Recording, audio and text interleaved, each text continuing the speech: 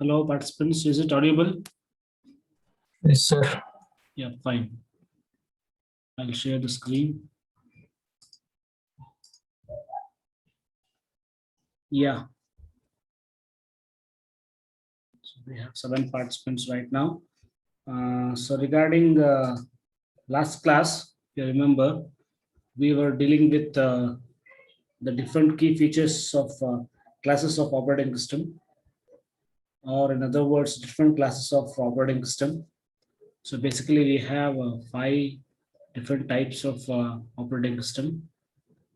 Of course, we have many other types. So, but according to your book, they given 5 different classes of operating system.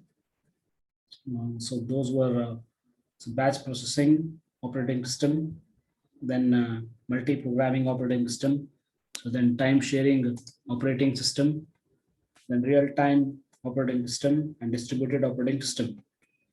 So the key features of these many types of operating system and in what period these operating system came into existence, along with the key concepts have been mentioned here.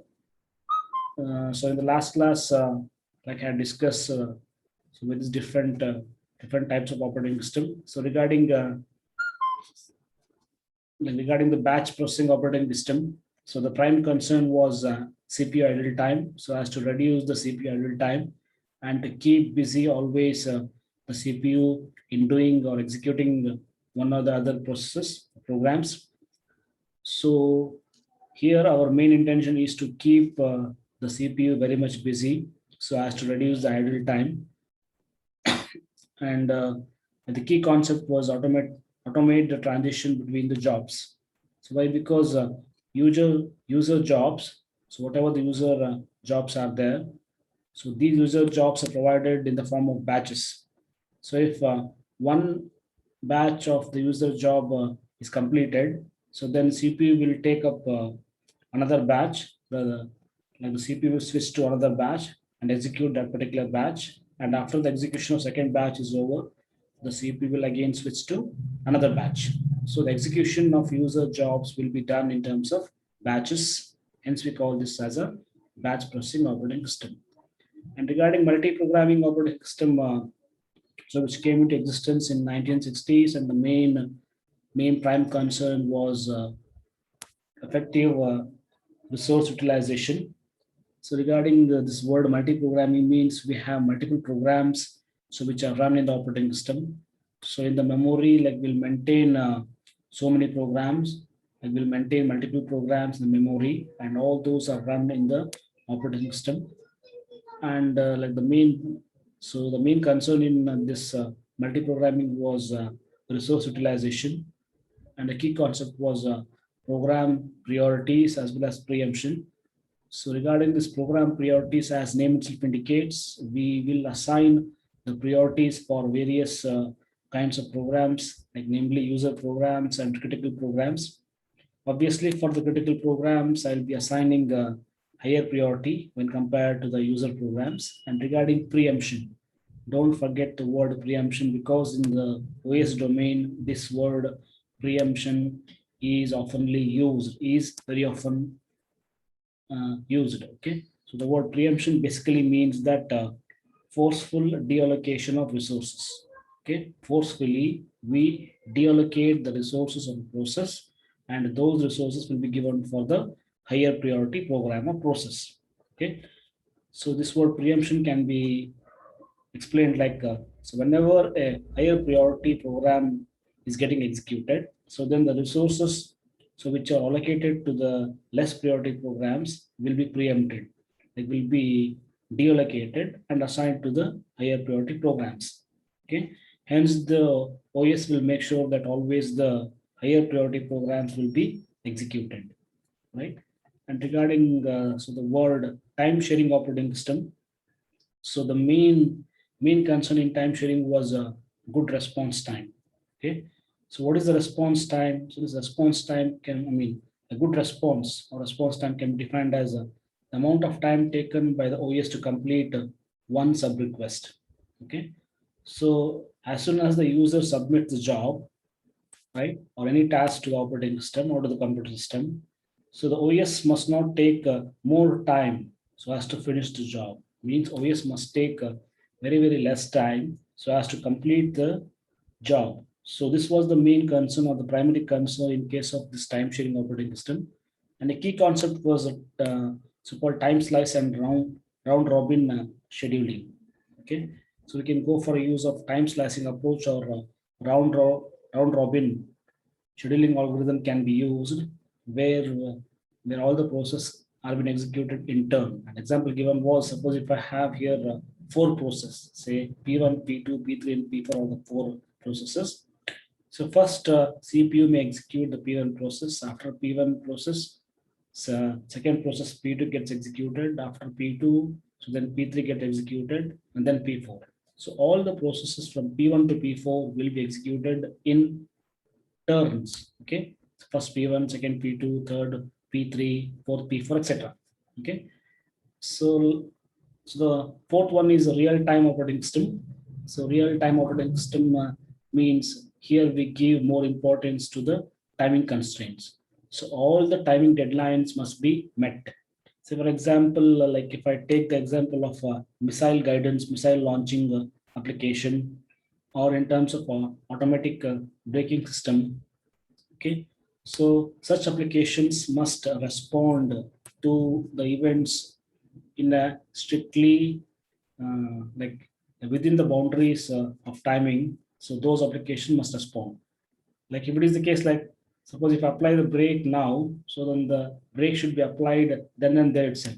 Suppose if the brakes are applied after say 1 minute or say 5 minutes, then that will cause a huge accident can happen, right? So like in that case, similarly like in case of missile launching, we have a strict stipulation with respect to time. So the time factor should be maintained in a strict order. No lag or no mismatch should happen, right? So such systems will be called as uh, real-time systems. Okay, like here the meeting time constraints is a major demand. Okay, no need to miss any of the deadlines. Okay, and the main key concept in real-time operating system was real-time scheduling. And last one is distributed operating system, uh, wherein same job is going to be run on different computer systems simultaneously. And the main prime concern was resource sharing. Why? Because all the computer systems, all the systems are being connected via the internet. Hence, we can expect the sharing of resource effectively. Okay, so now let us see the individual individual class of operating system. So one by one. So first one is the batch processing operating system. So where we have discussed that suppose if let's say these are the different users, okay, and these users so a different name Ankub, Anish, Ankit, Altaf, and Ajay are executing job one, job two, job three, job four, job five, etc. Like I'll be able to form the batch among these different users, okay, which are performing different jobs. So, for example, Ankub and Ankit are dealing with C program execution, and the second user and third user and fifth user are dealing with C plus programs. So, I can form a batch of job one and job three, and job two, job four, job five can be another batch. So, here so once we have the different users, so based upon the different users, I can form different batches, and those batches are offered to the operator, and these batches will be given for CPU to execute. So here the CPU is able to execute on the whole batches. Like instead of dealing with each and every job execution, here we form the batches based upon the similarity of these jobs. Okay, and we form the batches, and these batches are in turn given for CPU to execute. So advantages of this batch processing operating systems is useful when we are when we are working with large files. Suppose if we have a number of jobs to be executed, or if we have large amount of files to be executed. Okay, so like in that case, I can go for a use of this batch processing operating system.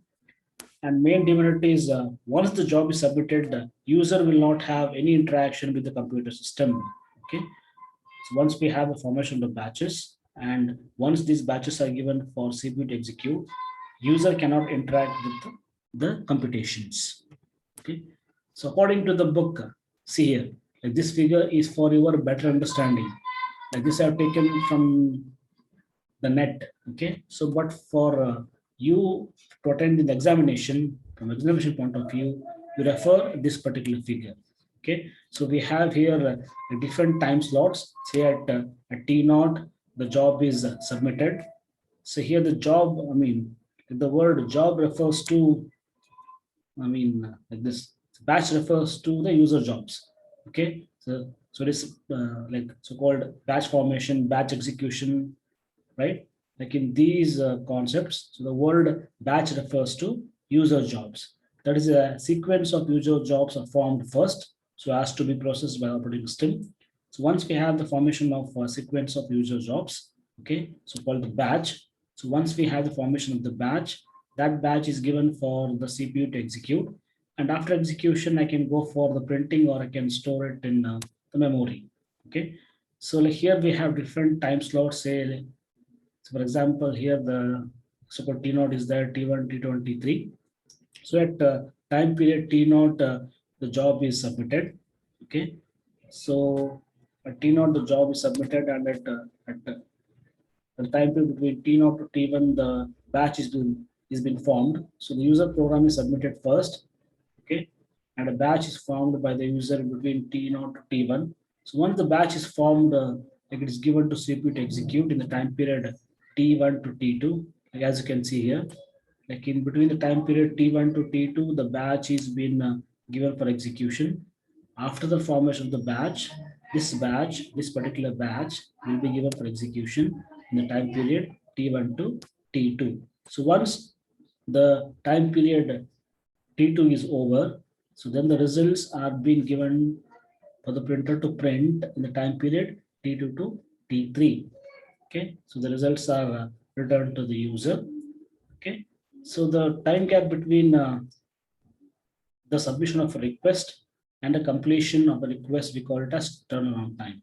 Okay, so like this T3 minus T naught will be nothing but the turnaround time, where the turnaround time is defined as the time elapsed between submission of a request and the completion of a request. We call it as turnaround time. So what is the basic concept here is a batch will be formed first. Okay, based upon the similarities of the user job, a batch is formed. So once the batch is formed from T0 to T1, so the batch is given for execution in time period T1 to T2, and after one particular batch has been executed, okay, that particular batch is being given for printing. Okay, and the CPU can switch over to the next batch. Okay, so like this, the batch processing system will work. So next, let us deal with this real-time operating system. So this real-time operating system is one where user needs the computer to perform some actions in a timely manner. Like as I said, the real-time operating system is an operating system where the uh, restriction on time is very much important. Means the deadlines should be within the time bounds. No need to miss any of the deadline. Okay, so we have a strict restriction on the time factor. Okay, so in real-time applications, user need the computer to perform some actions in a timely manner so as to control the activities in the external system. An example for this real-time operating system can be, say, so this missile guidance. So, so like in the missile guidance application, so we need the time should be strictly followed. No need, I mean, so can't expect any sort of delay in the implementation of missile guidance. Like, similarly, in air traffic control applications and data sampling and data acquisition systems, like say display systems in automobiles or automatic application of brake systems in automobiles. So in such applications, no delay is expected. Suppose if I have a delay in such applications, means that can cost us huge loss in terms of man, machine, and money.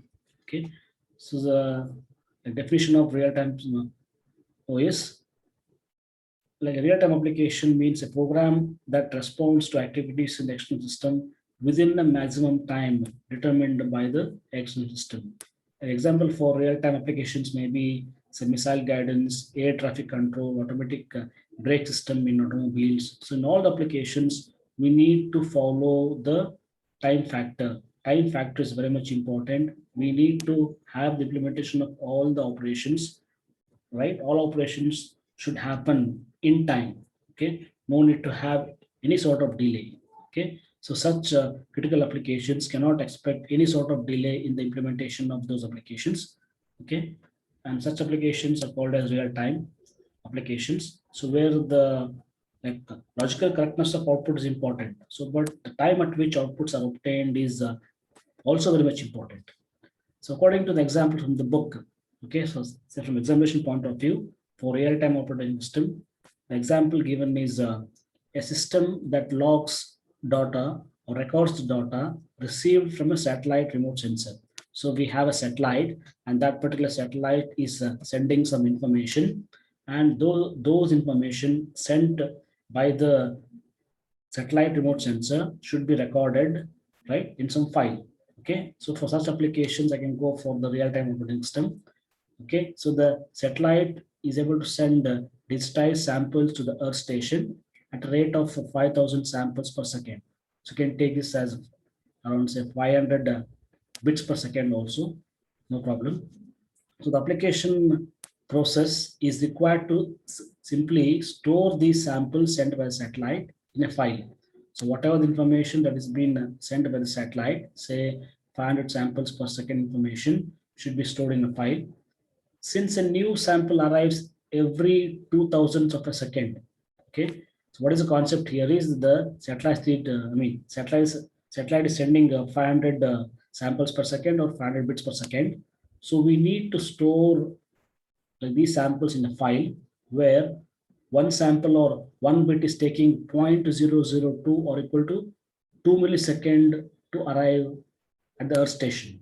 So one bit will take, or one sample is taking 2 milliseconds to arrive at the Earth station, right? How come it is? How come we get this 2 millisecond is 1 by 500 is equal to 0.002 or equal to 2 millisecond. That is, every bit will arrive after 2 millisecond. And here our intention is to store the sample, store the earlier sample before a new sample arrives. So you should avoid the wiping out of previous sample, okay, in the computer's memory. Hence all the samples should be stored. Okay, no question of missing any of the sample, right? So for such applications, I can go for the use of real-time operating system. Okay, so now seeing with the essential features of the real-time operating system, right? So we have a small table given in the book. So one is the concur, one is the feature and second one is the explanation. So an exam also should be able to point out these points, these features of real-time operating system, right? So we call in short as RTOS. RTOS stands for real-time operating system. So the like the main features of this RTOS real-time operating systems are like concurrency within an application. Second one is process priority scheduling, and the third one is domain-specific events and interrupts. The fourth one is predictability and reliability.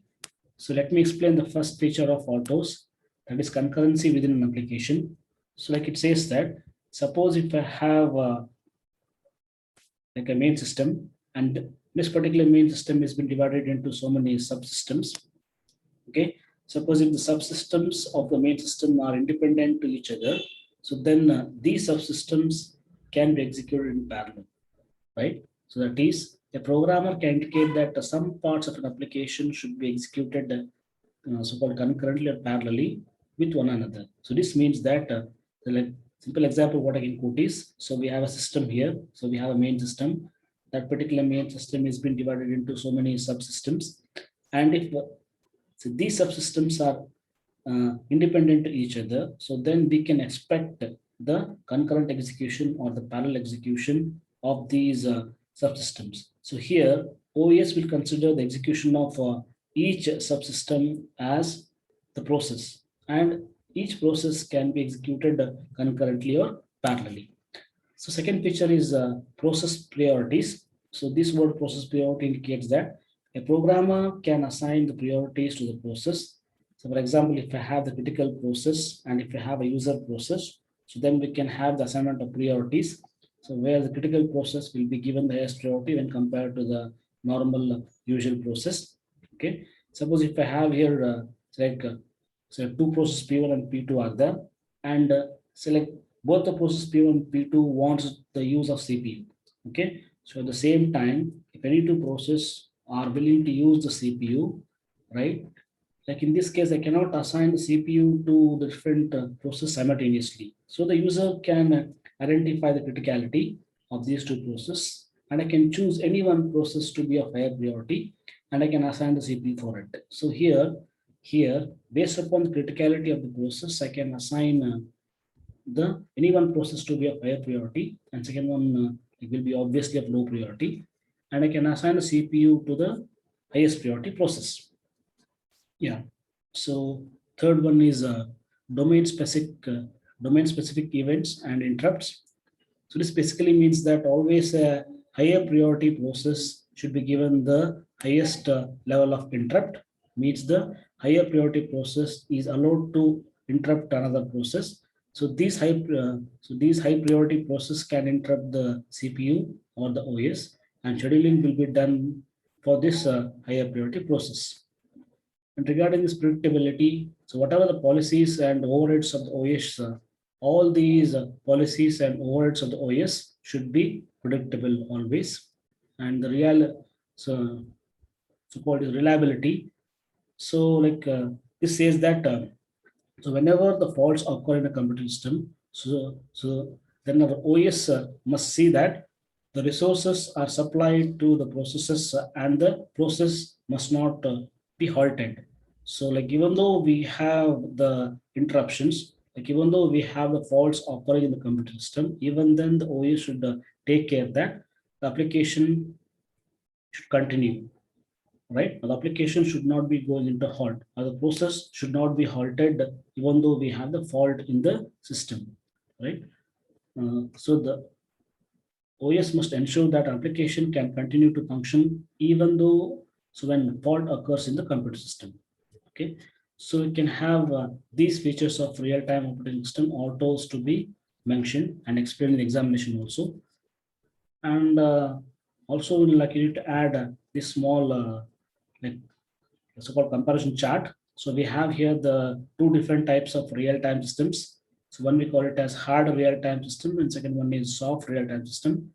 So we have a separate subject, so-called RTS subject is there, like we have in seventh semester. So we have a real-time system subject in seventh semester as well. So, but for now we can just make a note of the different types of real-time systems. So basically we have hard real-time systems and soft real-time systems. Let me make sure about the participants. Are you there? Are you listening? Yes, sir. Yes, Yeah, sir. yeah, fine. Thank you. So here, basically, we have two types of real-time system. So one is hard, and second one is a soft real-time system. As the name itself indicates, hard means uh, we have a strict time bound here.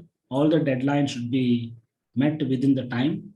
And as the name itself indicates, soft means you can expect some delay in the execution of the applications. Like even though we have some delay in the application execution, that will not affect the final result. So, but in case of hard real-time systems, each and every application should be executed within the time bounds. So, for example, example for hard real-time systems are say missile launching application. As I said, in missile launching application, or in satellite control application, or in say air traffic control. Okay, air traffic control applications, we cannot expect any sort of delay. Okay, or in say automatic application of so-called braking system in automobiles, no delay is expected. Okay, so these are the examples of hard real-time systems, and example for soft real-time systems are say like DVD player, or if I say opening a Google homepage. Okay, like even though we have the small amount of delay in opening a Google page or in say electronic gaming applications, that will not affect much to us. Okay, so these are the example of soft real-time systems. Yeah, like Let us see this one by one. Like in case of hard real-time systems, like it is typically dedicated to processing real-time applications. So whereas soft real-time systems are uh, those systems which make the best effort to meet the response requirement. So this means that even though we have the missing of some deadlines, okay, that will not affect much in the final results. Second point is so these hard real-time systems meets the response requirement of an application. So these hard real-time systems must and should meet all the requirements of the application. So whereas in case of soft real-time systems, even though we have the missing of the deadlines, time bounds here and there, that will not affect much. So for example, multimedia applications and applications like a reservation and a banking system, even though we have some amount of delay here, that will not cost us huge amount of loss, like in terms of man, machine, and money. Okay. And third point is so these hard real-time systems, are safety critical. So whereas soft real-time systems are not that much safety critical.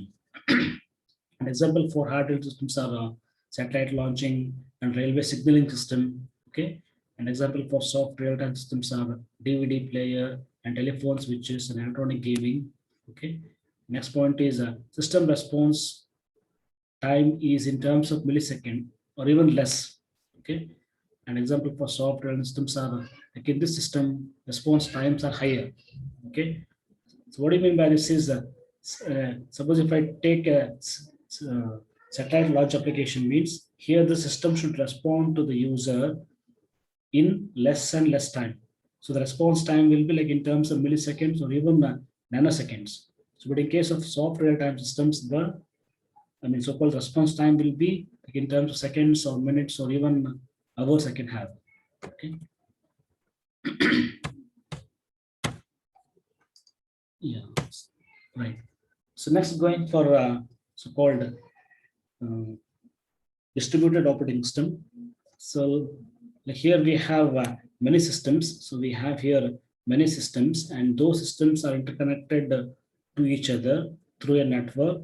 So for the purpose of sharing the task. So here the main purpose of the distributed system is to have, according to the slide like what we saw. So the main concern here is resource sharing. Hence here you can expect the resource sharing between the different computers or different terminals which are connected to a common network. Okay, so we have a network, and to this network, all the systems, all the computers are be connected. So the systems or these computers can share the task or can share the jobs between them. Why? Because all these terminals, all these computers, all the systems have been connected, right? Connected through a network. Say if one system has got a software, okay, so this software in one system can be shared with the other systems. Why? Because again, same reason, these systems have been connected to a common network. Hence, the software or any application, okay, any entity or any resource, okay, any resource of one system can be shared to the other system as well. So the system can be located in different locations. It doesn't matter. Like even though like these terminals or these computers are located in different geographical areas, that doesn't matter actually because these systems are connected through a network. Okay, and if one node is overloaded, then it can share its load to another system.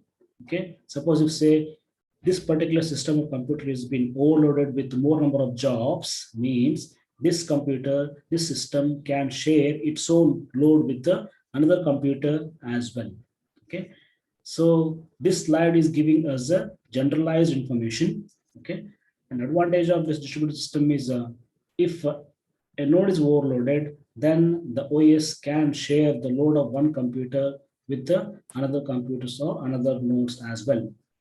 And the main demerit is if the network is spread, right? So then communication of system is broken. Okay, like this can be a disadvantage. Suppose if the network is very huge, very large, and it is widely spread, so then communication can become a problem. So according to, yeah, so we have here last 10 minutes. Like in that, let me share the last slide. so called a distributed operating system.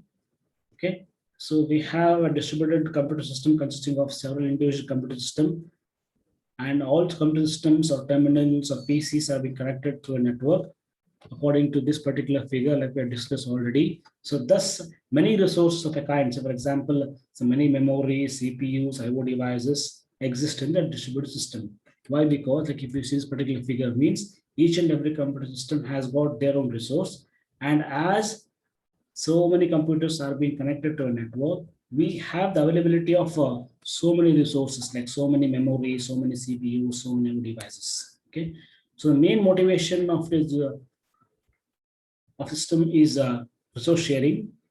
Okay, so the main purpose or the main concern in distributed computer system is the sharing of resources. So a distributed operating system provides reliability through extra, surplus, or redundancy of computer systems.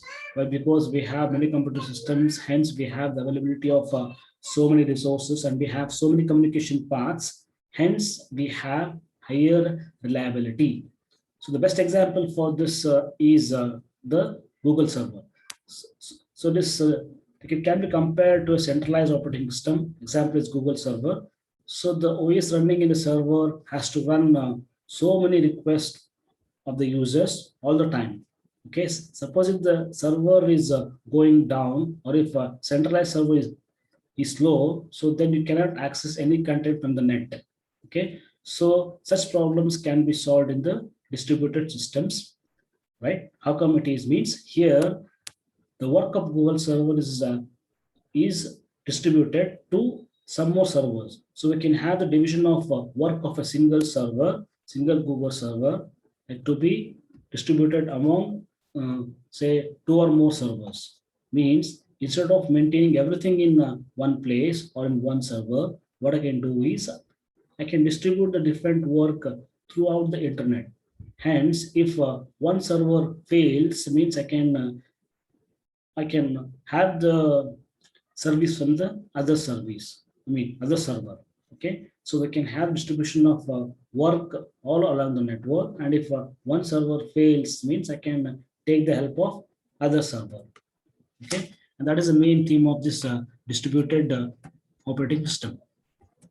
Okay, say if say one of the computer fails to allocate the resource, then I can take the help of other computer system so as to allocate the resources. Why? Because all the systems are being interconnected via the internet. Hence, resource sharing is the main motivation in the distributed operating system.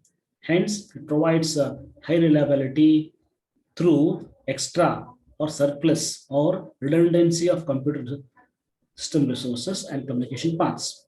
Okay, like we have seen this particular point earlier as well. So now the benefits of distributed operating system. So we have resource sharing, like as we discussed, resource sharing is the prime concern, main concern in the so-called distributed operating system.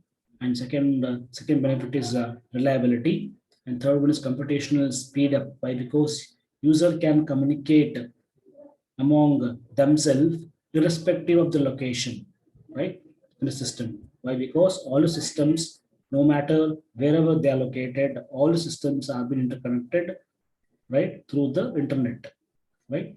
And computational speed up means like bigger process is divided into so many subprograms. I mean the main process, huge process, large process has been divided into so many subprograms, and these subdivision or the subprograms will be given for different systems to execute. So the entire huge process will be run concurrently, will be run parallelly. Hence the computational speed up is high. Okay, right. And regarding communication also, irrespective of the location of the system, right? All the users can communicate. So for example, user in India can communicate to the user sitting in China. Okay, no matter or irrespective of the location of the user, you can have effective communication path. Why? Because we have more like we have a more number of communication paths. And so for example, user in India can communicate to the user sitting in China. Why? Because these systems are being connected to the internet. So these are the benefits of a distributed operating system, where the where the same job is going to be done or same job is going to be run on different computer systems simultaneously or parallelly at the same time. Okay. So like next we have the key concepts and techniques used in distributed operating system.